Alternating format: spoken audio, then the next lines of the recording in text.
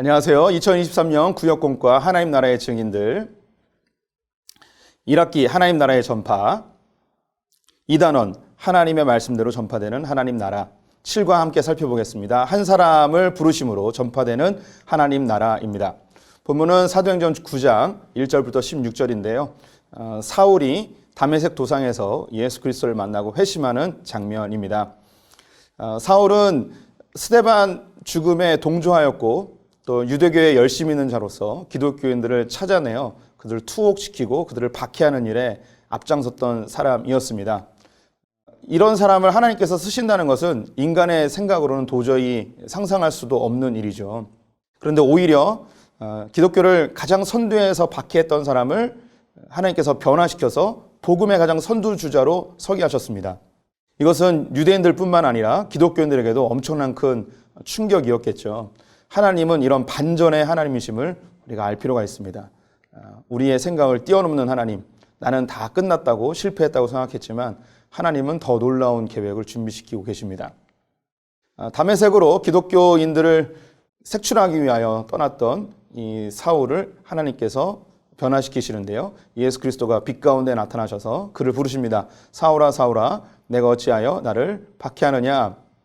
그 빛에 눈이 멀게 되었고 그런 자기가 지금까지 살아왔던 것이 모두 거짓이었음을 깨닫게 됩니다. 그리고 자기의 삶을 주님을 위하여서 예수 그리스도의 복음을 위하여서 드리기로 진정한 회심을 하게 되지요. 우리가 복음 앞에 온전히 설 때 자기의 실체를 발견하게 됩니다. 우리는 모두가 다 자기 중심적인 사람입니다.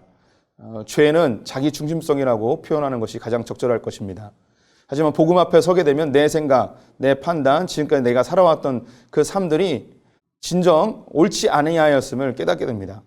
하나님을 부르면서도 하나님 중심적으로 살지 못했고 하나님의 영광을 위한다고 하면서도 결국은 하나님을 이용하던 것이 우리의 모습입니다. 복음 앞에 설 때만이 우리의 진정한 자아를 발견하게 됩니다. 그리고 회개가 일어나고 새로운 피조물로 서게 되는 것이죠. 회심 이후에 사울은 이름을 바울로 칭하며 하나님 안에서 이방인들과 이스라엘 자손들을 위한 전도자로 서게 됩니다. 특별히 이방인의 사도로 자신을 칭하면서 로마 제국 곳곳을 돌아다니며 3차에 걸쳐 복음을 증거하게 되지요. 예수님과의 만남은 인생 전체의 방향을 바꿔놓습니다.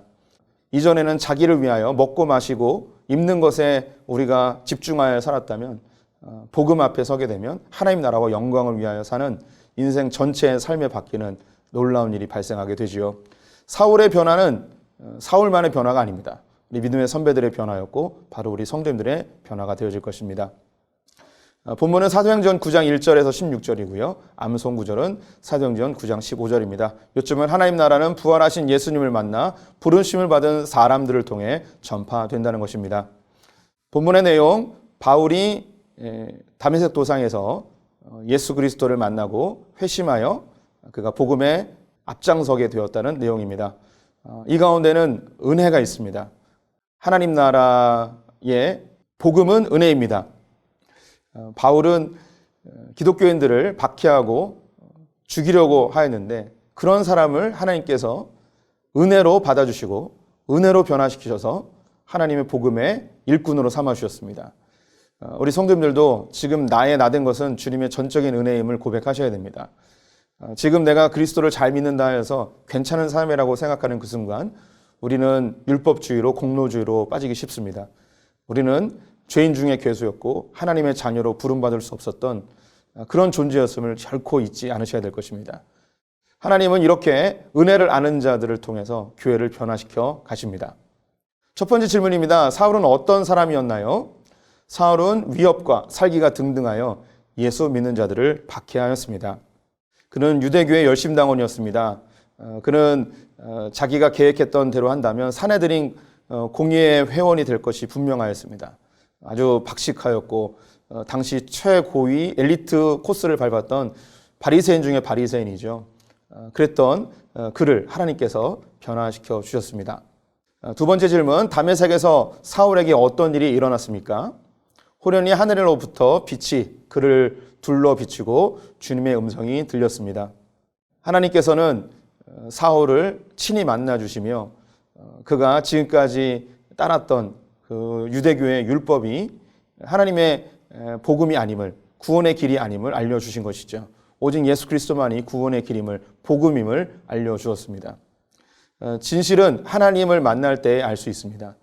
우리 성도님들이 하나님 앞에 간구해야 될 것은 주님이 나를 만나주시기를, 주님을 찾고 찾는, 구하고 두드리는 그런 성도님들이 되셔야 될 것입니다. 세 번째 질문, 사울의 사명은 무엇입니까? 이방인에게 복음을 전하는 것이었습니다. 사울은 길리기아 다소에서 출생하였고 로마의 시민권을 가지고 있었습니다. 또 율법에 대해서도 잘 알고 있었고 헬라어에도 능통하였습니다. 이방인들을 위하여 복음을 전하는데 조건들을 잘 갖추고 있는 존재였죠. 하나님께서는 적절한 사람을 골라 만나 주신 것 같습니다. 이방인들의 사도로 부르기 위하여 하나님께서 지목하여 부르신 것이죠. 하나님 우리 성도님들은 잘 알고 계십니다. 어디에 사용하시고 어디에 부르실지 가장 잘 알고 계시죠. 그래서 여기서 깨달을 수 있는 것은 바로 우리 성도님들이 부르신 그 현장이 하나님의 사역의 현장임을 기억하셨으면 좋겠습니다. 가정에서, 가정주부로, 일터에서, 학교에서, 자신이 섬기는 교회에서 바로 그것이 우리가 사역해야 될 현장임을 기억할 필요가 있습니다. 묵상 이야기로는 조선의 사울이라고 불려지는 이기풍 목사님에 대한 이야기가 등장을 합니다. 이기풍 목사님은 평양에서 유명한 낭봉꾼이었고요. 복음의 회방자였습니다. 마포삼열 목사님이 복음을 증거할 때 돌을 던져서 턱에 큰 상처를 입혔던 사람이 바로 이 마포삼열 목사님이었습니다. 그런데 어느 날 원산에서 사역하던 스왈렌 선교사님의 길거리 전도의 모습을 보면서 회개하고 예수를 믿으라 라는 그 선포가 가슴속에 확 박혔습니다. 그리고 그날 밤에 마포삼열 목사님에게 돌을 던져 상해를 입힌 것이 떠오르게 되었고 어느 그 방 안에 갑자기 환한 빛과 함께 가시관을 쓰신 예수님이 나타났다고 합니다. 그리고 이렇게 말씀하셨다고 하네요. 기풍아 기풍아 왜 나를 박해하느냐 핍박하느냐. 사울에게 하였던 그 말씀과 똑같은 말씀을 한 것이죠. 그리고 이기풍 목사님은 회개하고 신학교에 가서 한국교회 최초의 목사님들 중에 한 분이 되었습니다. 이기풍 목사님은 제주도로 선교로 떠나게 되었는데요. 처음에 많은 실패를 하게 되었습니다. 그래서 마포삼열 목사님에게, 선교사님에게 편지를 보냈다고 합니다. 너무 힘들다고, 이 제주도 사역을 그만두고 싶다고. 그랬더니 이 마포삼열 목사님이 이기풍 목사님에게 편지를 썼다고 하는데요. 그 편지에 이런 내용이 있습니다. 이기풍 목사의 편지를 잘 받아보았소. 그런데 당신이 내 턱에 때린 흉터가 아직 아물지 않고 있으니 이 흉터가 아물 때까지 더욱 분투 노력하시오.